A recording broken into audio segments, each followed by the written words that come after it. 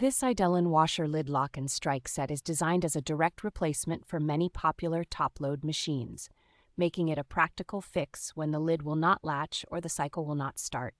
It covers a wide range of Whirlpool family brands, including many Amana, Maytag, Kenmore, Crosley, and Inglis models, so one kit can serve multiple household or rental units. The assembly cross-references a long list of original part numbers, which makes matching it to an older or discontinued washer much easier for do-it-yourself repairs. Construction quality is solid, with a rigid plastic housing and upgraded flexible bellows that hold up well to repeated locking and unlocking during heavy laundry use. Installation is straightforward for anyone comfortable working around appliances, especially with the included troubleshooting guidance that addresses common fit and alignment issues. Once installed correctly, the lock engages reliably, preventing the lid from popping open mid-cycle and restoring the washer's normal safety and operation.